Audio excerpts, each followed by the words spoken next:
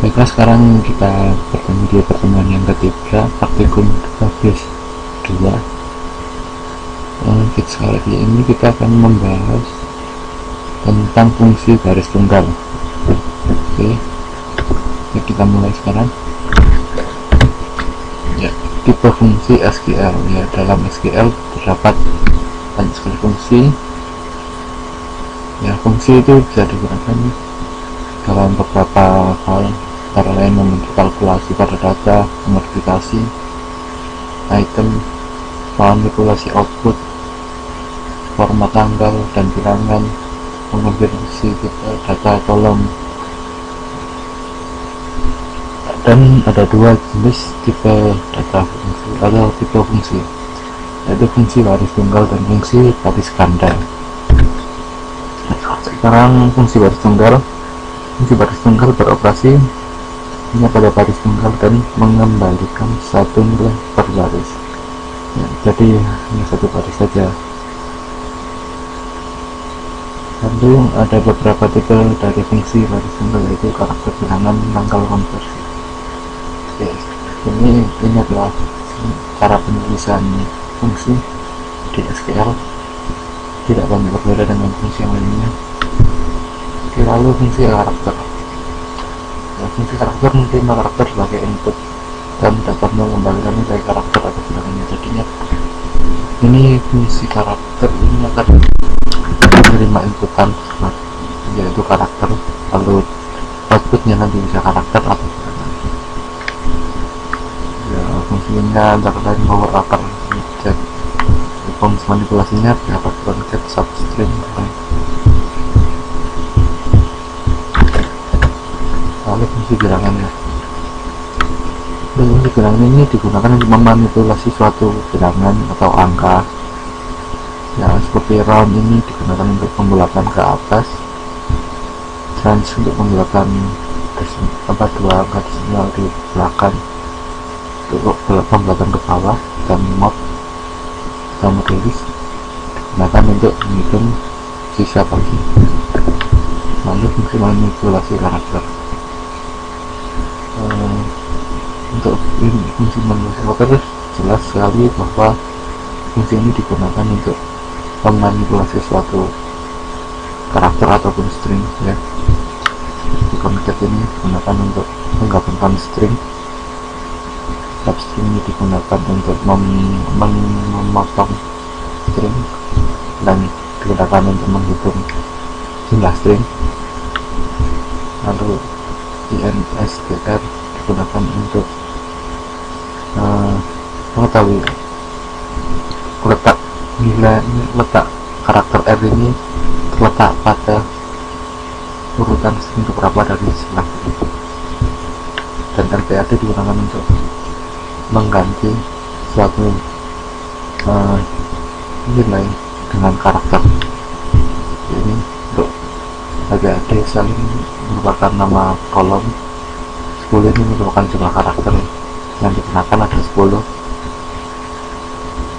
dan karakter yang tidak digunakan, yang tidak terisi, akan diganti dengan karakter bintang.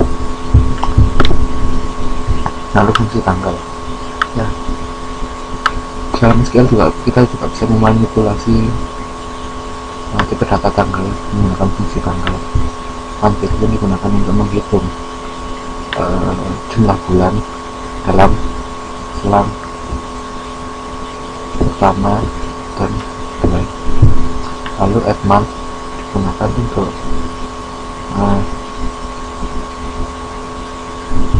menjumlahkan pada bulan ini, bulan misalnya untuk hari ini, lalu ini dijumlahkan sebanyak 6 bulan depan, hasilnya 11 Juli. Lalu next day digunakan untuk mencari hari Jumat terdekat dari tanggal 1 September 1995, ditemukan pada 8 September 1995, ini berarti ini hari Jumat. Lalu last day digunakan untuk mencari tanggal terakhir pada suatu bulan untuk tahun ini. Kalau dalam ini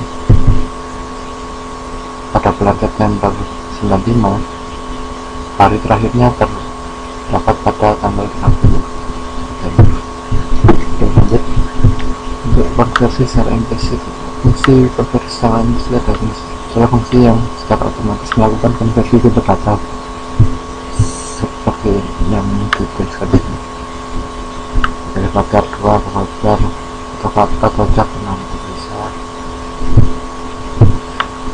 Lalu konversi secara eksplisit, ya, di dalam SQL ada 3 fungsi yang digunakan untuk mengkonversi suatu nilai dari tipe data satu ke tipe data yang lain yang berbeda tipe data.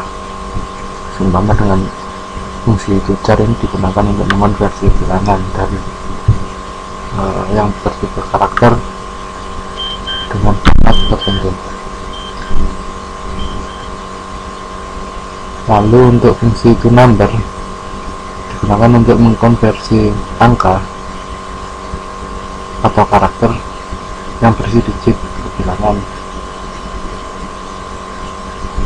Jadi untuk fungsi tujar ini digunakan untuk mengonversikan angka atau tanggal, konversikan ke karakter. Lalu toNumber digunakan untuk mengkonversi karakter ke angka. Ide digunakan untuk mengkonversi karakter ke data gede atau angka.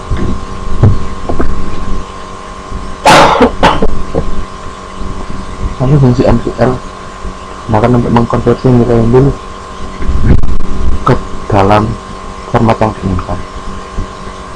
Data yang digunakan bisa karakter, tanggal, atau bilangan. Tipe data antar tipe data konversi dan tipe data hasil yang sesuai. Jadi jika kolom yang ingin di konversikan nilai nilainya adalah yang bertipe karakter, maka tipe data hasil konversinya juga harus berupa karakter.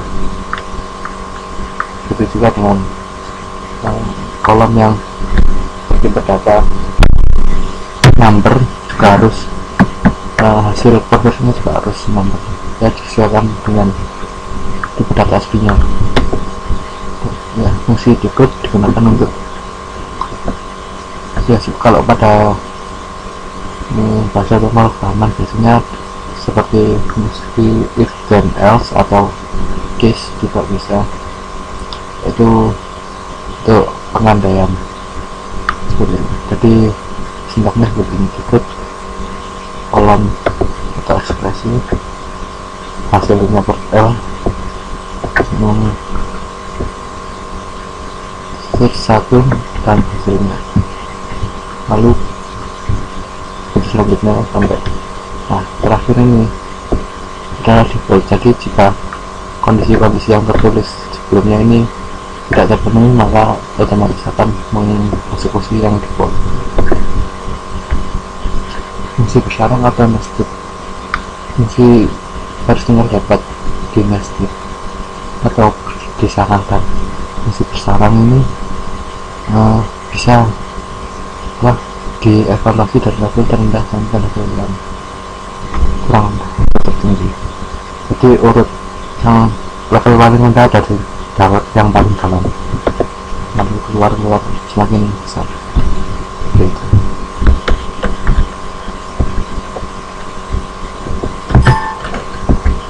Oke, selesai. Sekarang saya akan coba mengerjakan soal praktikum kedua ini. Buat garis untuk menemukan tanggal hari ini dan beri judul nilai.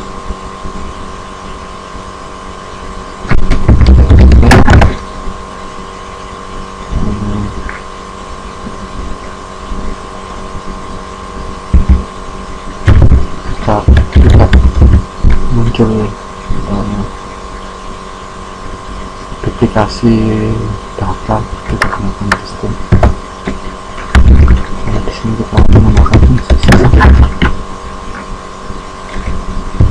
kita ganti dengan alias tanggal.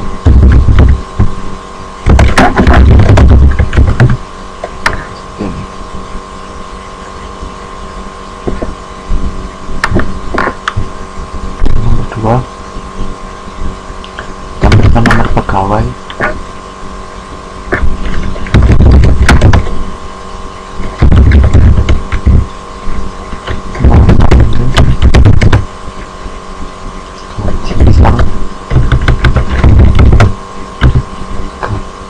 Setelah dinaikkan 15%.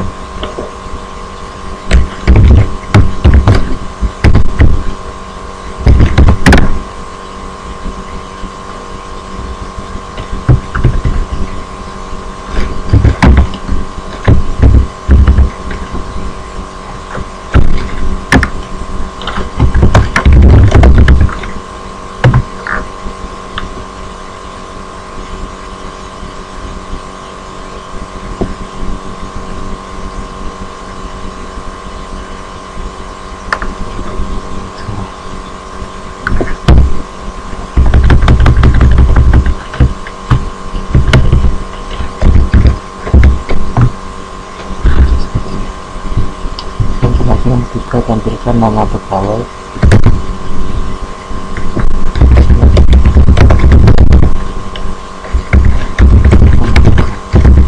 tanggal mulai bekerja dan tampilan tanggal hari. Senin pertama setelah 16 hari kerja.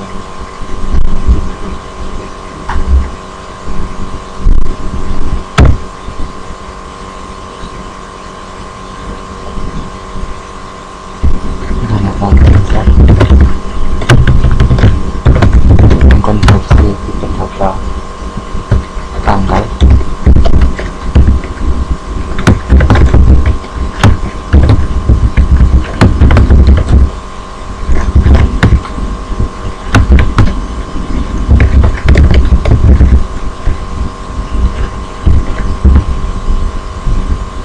Bulan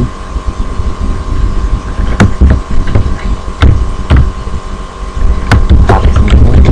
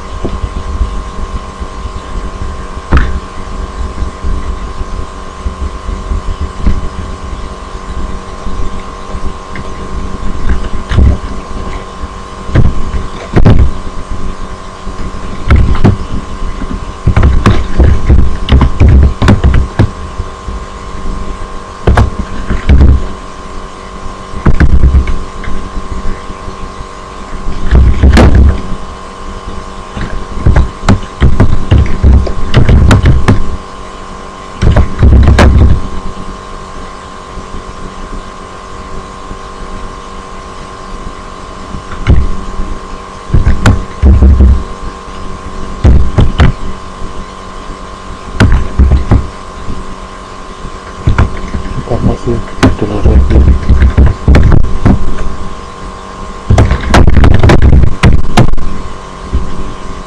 Seperti ini.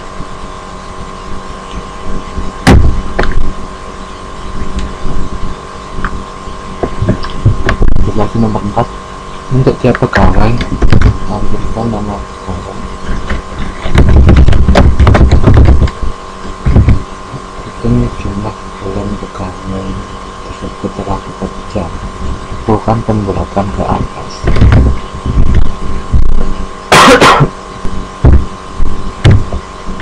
Itu kita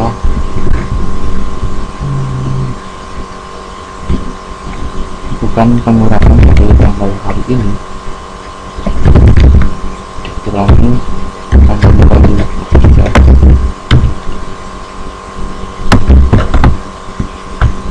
dibagi 30 untuk memastikan bulannya. Nah, ini kita gunakan pembulatan ke atas, jadi menggunakan round. Lalu kita beri nama alias dan bekerja.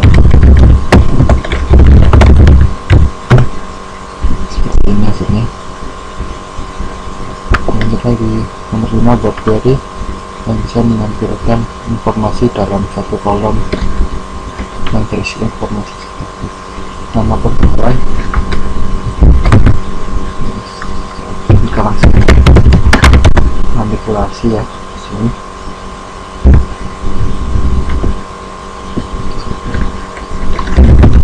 Untuk nama pegawai nanti kita gunakan tanda ini kuncinya.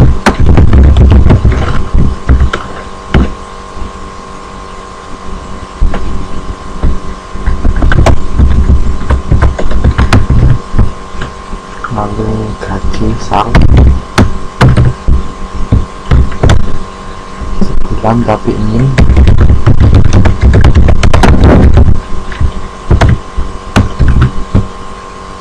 tiga kali gaji, berarti kita beri judul kolom gaji impian yang kasih varias.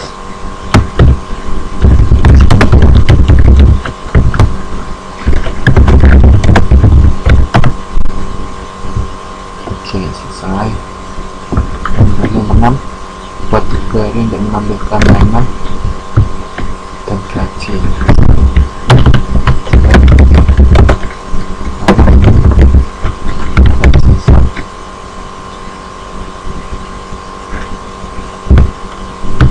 Kita pakai gunakan fungsi terakhir untuk mengambil karakter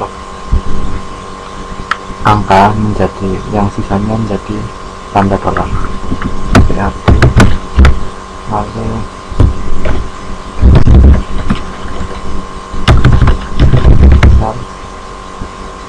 jumlahnya 15 karakter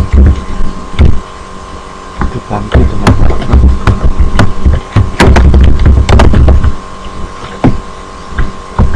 nama alias gaji.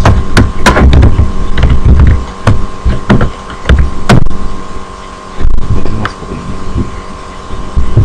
Nomor 7 buat query untuk menampilkan nama pegawai. Nama pegawai ini yang diawali dengan huruf besar dan diikuti dengan semua huruf kecil. Beri judul kolom nama, tapi ini kita gunakan fungsi lalu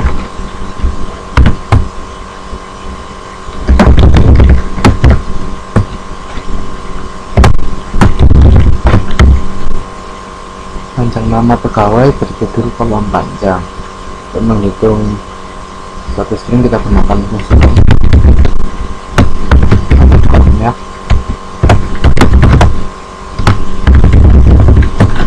Nama alias panjang.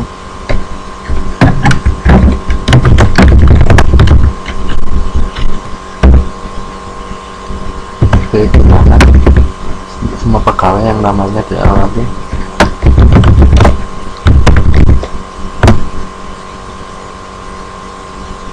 DA atau M tadi.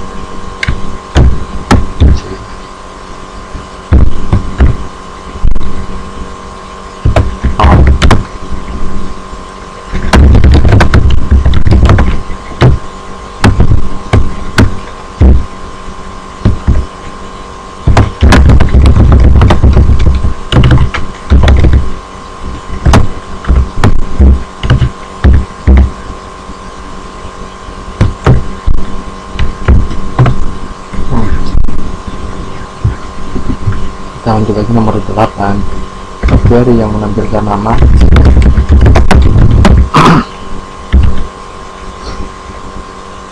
jumlah komisi jika komisi sama dengan 0 kali gitu, dengan keterangan tidak ada komisi dan beri judul komisi. Oke, sekarang kita gunakan fungsi NPL. Nah, karena kolom komisi ini bertipe number dan kita akan menggantinya dengan tipe data char, maka kita harus mengkonversi dulu menggunakan fungsi char.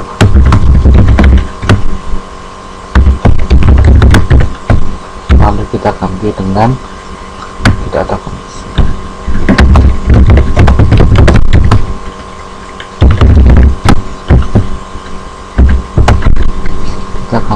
kita bernama Islam.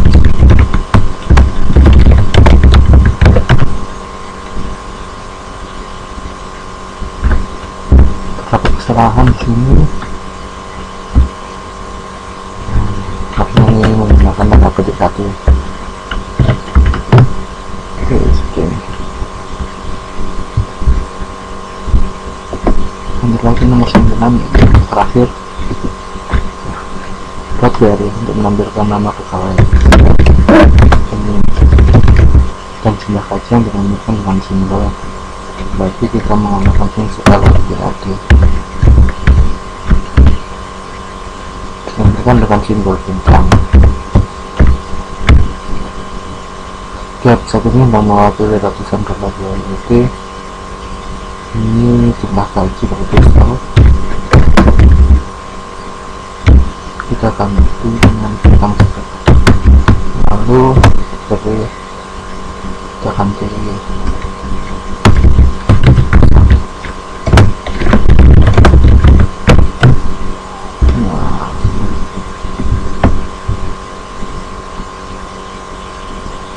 selesai.